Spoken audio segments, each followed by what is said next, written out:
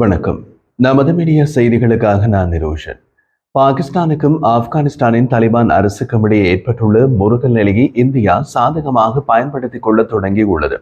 இந்திய வெளியுறவு அமைச்சர் ஜெய்சங்கர் ஆப்கானிஸ்தானின் தாலிபான் அரசின் வெளியுறவு அமைச்சர் அமீர்கான் முக்தாகியுடன் தொலைபேசியில் பேசியதுதான் தொடக்கம். இரு நாடுகளின் வெளியுறவு அமைச்சர்களும் தமக்கிடையே பேச்சுவார்த்தை தொடர்பாக முதல் தடவையாக பொதுவெளியில் பதிவிட்டுள்ளனர். தொலைபேசியில் பேசிய போது பகல்காமில் நடந்த தீவிரவாத தாக்குதலுக்கு முக்தாகி கண்டனம் தெரிவித்ததற்கு ஜெய்சங்கர் நன்றி தெரிவித்தார். தாலிபான் அரசாங்கத்தை இந்தியா இதுவரை அங்கீகரிக்கவில்லை. ஆப்கானிஸ்தானில் அனைத்து தரப்பினரையும் உள்ளடக்கிய அரசாங்கம் அமைவதை இந்தியா கோருகிறது. அப்படியிருந்தும் சமீப நாட்களாக இந்தியா தாலிபான் அரசுடன் ராஜதந்திர உறவுகளை அதிகரிக்கிறது. அதற்கு பல அரசியல் கணக்குகள் உள்ளன. முதலாவது, தாலிபான்களுக்கும் பாகிஸ்தானுக்கும் இடையிலான உறவுகளில் அண்மை காலங்களில் முருகல் நிலை ஏற்பட்டதை காண முடிகிறது. பாகிஸ்தான் தனது நாட்டில் தங்கியிருந்த லட்சக்கணக்கான ஆப்கானிஸ்தான் அகதிகளை திருப்பி அனுப்புகிறது. இதற்கு ஆப்கானிஸ்தான் எதிர்ப்பு தெரிவித்து வருகிறது. மற்றொரு பக்கத்தில் இரு நாடுகளுக்கும் இடையிலான எல்லை பிரச்சனையும் அவ்வப்போது பெரியதாக மாறி மோதலில் முடிகிறது. இத்தகைய சூழ்நிலையில் தாலிபான்களை அங்கீகரிக்காமலேயே ஆப்கானிஸ்தானுடனான தனது உறவை மேம்படுத்த இந்தியா முயற்சிக்கிறது. இது ஒரு ராஜதந்திர விளையாட்டு. அண்மைய மாதங்களில் இந்தியாவுக்கும் தாலிபான்களுக்கும் இடையில் தொடர்புகள் அதிகரித்துள்ளன. ஜனவரியில் இந்திய வெளியுறவு செயலாளர் விக்ரம் மிஸ்ரி அமீர்கான் முக்தாகி துபாயில் சந்தித்தார். அமீர்கான் முக்தாகியுடனான தொலைபேசி அழைப்பு பற்றிய தகவலை ஜெய்சங்கர் தனது எக்ஸ் வலைதள கணக்கில் பதிவிட்டுள்ளார்.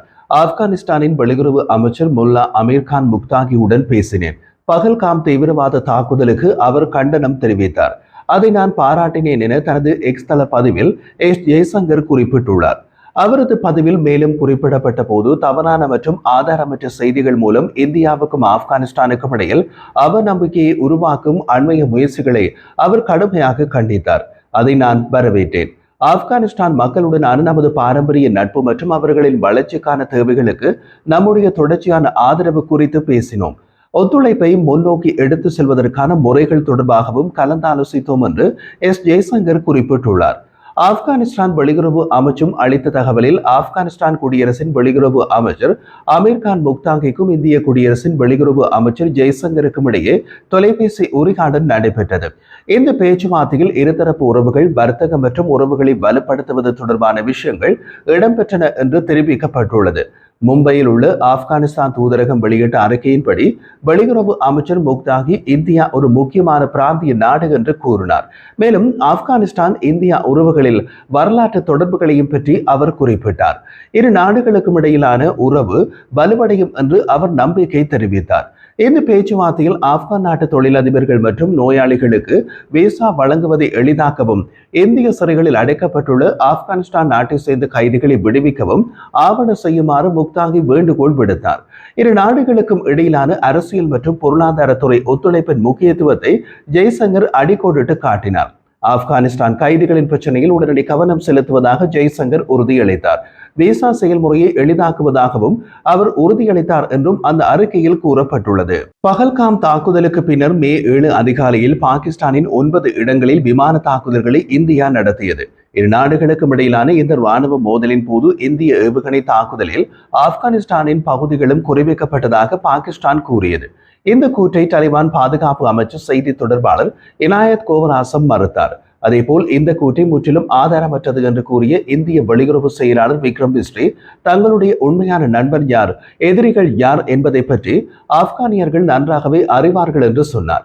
மேலும் கடந்த 1.5 ஆண்டுகளில் ஆப்கானிஸ்தானில் பல ஆப்கானிய பொதுமக்களையும் உள்கட்டமைப்பையும் எந்த நாடு குறிவைத்துள்ளது என்பதை ஆப்கானிய மக்களுக்கு யாரும் சொல்ல தேவையில்லை என்று அவர் கூறினார். அவர் பாகிஸ்தானை பற்றியே அவ்வாறு குறிப்பிட்டார்.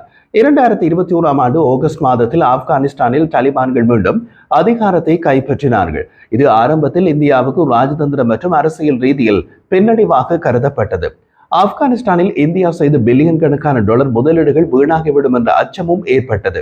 ஆப்கானிஸ்தானின் சாலைகள், மின்சாரம், அணைகள் மற்றும் மருத்துவமனைகள் உட்பட 500க்கும் மேற்பட்ட வேலை திட்டங்களில் இந்தியா $3 பில்லியன் மேல் முதலீடு செய்துள்ளது.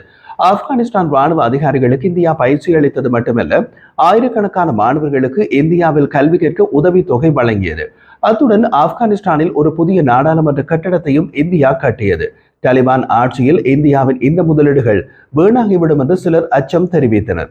இந்த அச்சங்கள் ஒருபுறம் இருந்தாலும் கடந்த 3 ஆண்டுகளாக இந்திய வெளியுறவு அதிகாரி மூலம் இந்தியா தாலிபான்களுடன் தொடர்பை பேணி வருகிறது. தாலிபான்கள் ஆட்சி ஏற்பட்ட 2 ஆண்டுகள் வரை அஷ்ரப் கானி அரசாங்கத்தால் நியமிக்கப்பட்ட தூதர் ஃபரீத் மாமுன் சாய் இந்திய தலைநகர் டெல்லியில் ஆப்கானிஸ்தான் தூதரகத்தில் பணியாற்றி வருகிறார். ஆனால் இந்திய அரசாங்கத்திடமிருந்து ஆதரவு கிடைக்கவில்லை என்று கூறிய ஆப்கான் தூதரகம் 2023ஆம் ஆண்டு அக்டோபர் தனது செயல்பாடுகளை டெல்லியில் நிறுத்திவிட்டது. ஆப்கானிஸ்தானில் தாலிபான்கள் அதிகாரத்திற்கு வந்த பின்னர் டெல்லியில் உள்ள ஆப்கானிஸ்தான் தூதரகத்திற்கும் ஹைதராபாத் மற்றும் மும்பையில் உள்ள ஆப்கானிஸ்தான் துணை தூதரகத்திற்கும் அவர்களது இருப்பு தொடர்பாக பதற்றம் ஏற்பட்டது. இதன் பின்னர் இந்த ஆண்டு ஜனவரி 8ஆம் தேதி துபாயில் இந்திய வெளியுறவு செயலாளர் விக்ரம் மிஸ்ரிக்கும் ஆப்கானிஸ்தான் வெளியுறவு அமைச்சர் முக்தாகிக்கும் இடையே பேச்சுவார்த்தை நடைபெற்றது. இதுதான் இந்தியா மற்றும் தாலிபான் அரசுக்கு இடையிலான முதல் உயர்நிலை பேச்சுவார்த்தை. ஆப்கானிஸ்தான் வெளியுறவு அமைச்சு வெளியிட்ட அறிக்கையின்படி இந்த சந்திப்பில் ஈரானின் சபஹார் துறைமுகம் மூலம் இந்தியாவுடனான வர்த்தகத்தை அதிகரிப்பது குறித்து விவாதிக்கப்பட்டது. பாகிஸ்தானின் கராச்சி மற்றும் குவாதர் துறைமுகங்களை தவிர்த்து ஈரான் மற்றும் மத்திய ஆசியா வழியாக ஆப்கானிஸ்தானுடன் வர்த்தகம் மேற்கொள்ளும் விதத்தில் ஈரானில் சபஹார் துறைமுகத்தை இந்தியா கட்டி வருகிறது. ஆப்கானிஸ்தானில் அன்றைய சோவியத் யூனியனின் ராணுவத்திற்கு எதிரான போராட்டத்தில் பாகிஸ்தான் தாலிபான் முக்கிய கூட்டாளியாக இருந்தது. ஆனால் அண்மைய ஆண்டுகளில் தாலிபான்களுடனான பாகிஸ்தானின் உறவுகள் மோசமடைந்துள்ளன. தாலிபான் மீண்டும் ஆட்சிக்கு வந்தால் தெஹ்ரீக்-இ-தாலிபான் பாகிஸ்தான் TTP அமைப்பை கட்டுப்படுத்தலாம் என்று பாகிஸ்தான் நம்பியது. தெஹ்ரீக்-இ-தாலிபான் பாகிஸ்தான் அமைப்பு பாகிஸ்தான் தாலிபான் என்ற பெயரிலும் அழைக்கப்படுகிறது. பாகிஸ்தான் ஆப்கானிஸ்தானின் எல்லைகளை ஒட்டியுள்ள பஷ்டூன் மக்கள் ஆதிக்கம் செலுத்தும் பகுதிகளில் தெஹ்ரீக்-இ-தாலிபான் பாகிஸ்தான் தீவிரமாக செயல்படுகிறது. அதற்கு ஆப்கானிஸ்தான் தாலிபான்களின் ஆதரவு உண்டு. இது பாகிஸ்தானுக்கும் ஆப்கானின் தாலிபான்கள் அரசுக்கும் இடையே மோதலை தூண்டியது. அண்மை காலமாக பாகிஸ்தானின் தீவிரவாத தாக்குதல்கள் அதிகரித்துள்ளன. TTPக்கு எதிராக பாகிஸ்தான் அரசாங்கம் தாக்குதல்களை நடத்தி வருகிறது. ஆனால் TTPயின் பாதுகாப்பான புகலிடம் ஆப்கானிஸ்தானில் உள்ளது. கடந்த ஜனவரியில் இந்தியாவுக்கும் தாலிபானுக்கும் இடையிலான பேச்சுவார்த்தைகள் நடைபெறுவதற்கு சில நாட்களுக்கு முன்பு கிழக்கு ஆப்கானிஸ்தானில் விமான தாக்குதல்களை பாகிஸ்தான் நடத்தியது. இந்த தாக்குதல்களில் பொதுமக்கள் கொல்லப்பட்டதாக தாலிபான் அரசு குற்றம் சாட்டியது. இந்த விவகாரம் இரு நாடுகளுக்கும் இடையிலான பதற்றங்களை அதிகரித்தன. இது தவிர இரு நாடுகளுக்கும் இடையிலான எல்லை பிரச்சனைகள் உறவை மேலும் சிக்கலாக்குகிறது. உரிய ஆவணங்கள் இல்லாமல் பாகிஸ்தானில் வசிக்கும் ஆப்கானியர்களை கடந்த சில மாதங்களாக பாகிஸ்தான் அரசு வெளியேற்றி வருகிறது. எதிர்வரும் மாதங்களில் அண்டை நாடான பாகிஸ்தானிலிருந்து சுமார் 2 மில்லியன் மக்கள் வெளியேற்றப்படுவார்கள் என்று தாலிபான் அதிகாரிகள் கூறுகின்றனர்.